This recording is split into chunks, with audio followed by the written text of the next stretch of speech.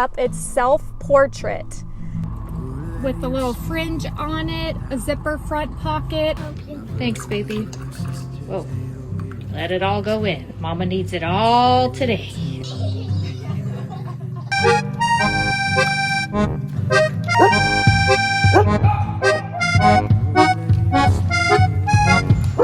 Hi guys, it's been a little while since I've been on YouTube, but I'm ramping my channel back up. It is now called Side Hustle Hun. I talk about different side jobs that I do and whether or not they are beneficial, if I'm making money. I do reselling and I just started dog sitting. So I'm gonna share that with you today. I'm gonna give you just an overview of what the first 2 months have been for me dog sitting. So I went with Rover. So there's a couple different dog sitting apps that you can install on your phone and get your profile together if you're looking to walk dogs or board dogs or go to people's houses and watch their dog there while they're gone or on vacation. So I decided to go with Rover. I won't get into all the whys right now, but that is what I chose. I set up my profile. I think it was probably like early to mid-October is when I set up my profile. And then I reached out to my mom and my sisters because they know how much I love animals. I've dog sat for them before when they've been out of town. They've seen me growing up with my love for dogs and cats. And so I asked them to just write a little bit of review for me on there. I had already had my background check finished, so I was accepted to start taking jobs. I started my prices a little bit lower than what everybody else had on Rover because if you don't have any experience on that app and you don't have many reviews, it's probably good to start your prices a little bit lower because you don't have as much experience. So I did that. I started my pricing a little bit lower and I got my first job. October 24th was the first job, and this job was to walk this one dog for 3 days in a row. So on the Rover app, they say you can do a meet and greet, or they recommend you do a meet and greet, which means that you meet with the owner and the dog before you decide to watch the dog or walk the dog. Just lets you know if it's a good fit for you, if it's a good fit for the owner. So I did a meet and greet. I was going to do a meet and greet for this dog's mom, the first dog that I walked. We were going to meet at a park and then some things came up and I ended up going to her house, and that actually ended up being good. If I didn't feel like, if I'm not feeling like this is like a safe person, I'm not going to go to their house. But I had talked with her enough to feel comfortable. I went to her house. She showed me her dog and he was super cute. She showed me his routine. So she said, okay, so when you come in to walk him, we're gonna, my husband will be here. So he will let you in. He will be working in his office. So just come in through the living room and come let him out of his kennel. Here's his leash. Here's his doggy bags. So I was a little bit nervous my first meeting because I didn't want them to know it was my first one. But anyways, it worked out seamlessly. It was perfect. So then I text her on the app and I said, I'm already falling in love with what the dog's name was. And if you want to use me, I would love to walk him for the days that you have requested. So then she said, I'd love for you to walk him too. So then we booked that. And that was my first job. And so I walked that dog for 3 days. And I walked that dog for 30 minutes each time. I was thinking that I was going to just really be a dog walker because I wanted to get more exercise and I thought that would be a fun way to make side money. But what ended up happening is I realized there's a lot more need and a lot more requests for people to have you board their dog. So for people to have their dog stay with you while they go out of town. So then I started to get requests in for having someone's dog come to my house and stay for like 2 days or a week. You can select the size of dog that you're willing to watch. So I put small and medium-sized dogs because I have a 6-year-old daughter and she tends to get a little bit more nervous around bigger dogs.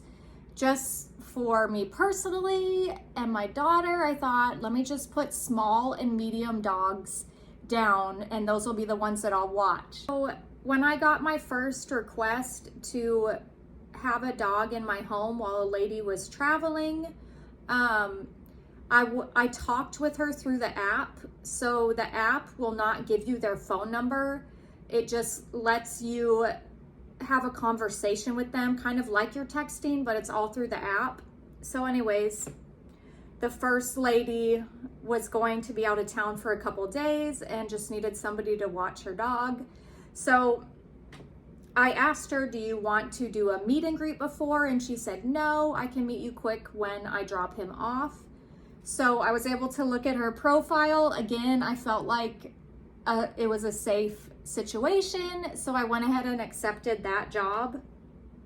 The thing that I noticed is it does take more effort to do a meet and greet before, but it is a good idea because you could be getting any type of dog with any type of situation. For example, you could get a dog that barks 24/7. You could get a dog that has separation anxiety and goes potty in your house because of it. So that's, they do the meet and greet for the owner and for yourself to know, like, is this a situation that I'm comfortable with? Is this a dog that feels comfortable with me and I feel comfortable with the dog? So that's why they do the meet and greets. But you can check on the person's profile when they ask and you can see pictures of the dog. So you can see the breed, you can see how much it weighs. They'll let you know how active the dog is, if there's any special requests or needs for the dog. Anyways, my first experience, the first dog that I watched for a couple nights, the first dog comes over. My daughter ends up, soon after he's here, she ends up getting sick and feeling down in the dumps, and this sweet dog just cheered her up, and he was easy to take care of. The hardest thing for me was when he, because I have a cat and it'll say on there if dogs get along with the cats or just dogs, or maybe they don't like other dogs. Anyways, this dog didn't like cats, so he just tried to like charge and scare my cat. That was the biggest issue that I had. Other than that, he was cheering my daughter up. He was super lovable. He was easy. His owner brought his dog bed, which he slept in his dog bed, and then she brought his food dishes and toys and different things for him. So the owner made it really easy for me to know how to take care of him because she brought everything that he needed. So that was nice. I do want to talk about how I've realized I've had 7 completed dog jobs so far. So I've learned some things in that time, like what type of dog that I can take and what type of dog that maybe is going to be stressful or won't work in my home. I can take dogs that are older. I love elderly dogs. I think they're so precious. Puppies is not going to work for me. I thought that if they pee or poop in the house that it wouldn't work for me, but actually I can now deal with that. It's pretty stressful, but I found a way to deal with that. What I cannot negotiate on, so like a non-negotiable, would be aggressive dog breeds, like breeds that have the potential to be aggressive. And I don't want to like single out certain breeds and say, you know, like reject on them. But with my daughter here, I'm not going to take the risk if there is a tendency within the breed to be aggressive. I'm not going to take that dog. So that's a non-negotiable for me. I would have had a non-negotiable of if dogs are trying to potty in the house, that I would absolutely not take them. But I ended up calling one of my friends. She has her own dog business. She boards dogs in her home, and she's been doing it for like 7 years. So she has really good advice. She knows the drill. She knows what's up. I just explained to her, like, you know, the personalities of the dogs that I was getting, the situations of what they were doing. And she was explaining to me specifically if the dog is trying to mark in the house, if they're going pee in the house, then you need to put a diaper on them right away. And she said that is because they're trying to be the alpha of the house. And they will do these certain things that will let you know that that's what they are trying to do. And she said, what you need to do is let them know that you are the alpha of the house. So what that means is they need to know, like, there's certain commands and things I can say if two dogs start to try to like bicker or go at each other. There's certain things I can say so that they know that I'm the leader here, I'm the alpha. So that's one side of things. And then the second side of things is each dog that I have needs to know that they're safe here.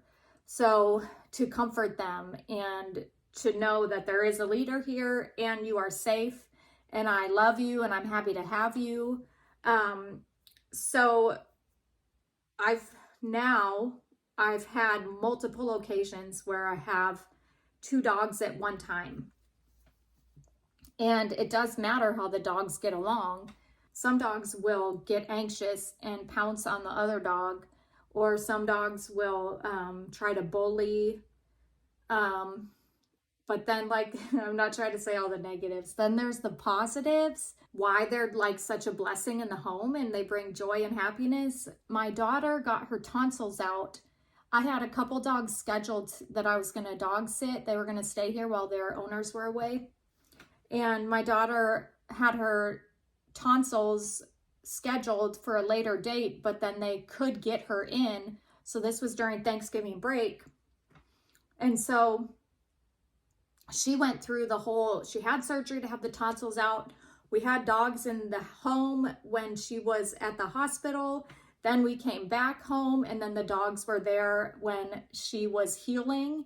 And it was really sweet. I sent the owners pictures because the dogs could sense that my daughter was recovering, and they were just super sweet. Like, they wanted to lay by her and just cuddle up by her. So that is the sweet side of things, is that having these sweet souls in your house brings like joy and comfort. So like my friend had told me, if you have the right dogs in your house, it's heaven on earth. So you have to know, you know, what dog is going to work for you and what dog is not going to work for you. And so for me, there's been a lot of like just finding out through mistake, and then also getting advice from my friend who is a dog sitter. That is helpful as well, to not just try to figure it out all on my own. I am going to make another video talking about some things I learned the hard way. Right now, to let you know like how much money I've made in a couple months, it is December 24th today. So my first job was on October 24th. So it's been 2 months since my first job. I have made, so far, I've made $835.18 after Rover has taken all their fees. And then I have 3 jobs that are pending, which means two dogs are at my house right now that haven't paid yet. One more dog is coming. Actually, 2 more dogs are coming. So I have some jobs pending of about $700. So that's pretty good for my first couple months to almost have like $1,500 from it. I feel like that is definitely worth it. And I'm so thankful for it. So one other thing I want to mention with getting paid. So Rover will pay you, I think, 48 hours after the job is finished. And then they take their percentage. I think it's like 20%, but I could be wrong, so don't quote me on that. I've had at least 3 people ask to go off Rover because Rover, if you're dog sitting, you pay fees because they're taking a portion of the payment, right? When the person pays. So you're not going to get all of it. So if you said like $35 a night you were going to watch a dog for, you'd get like 28 or something a night, right? So you have fees that are being taken out, and then the person who is paying you for the job and paying through Rover has extra Rover fees.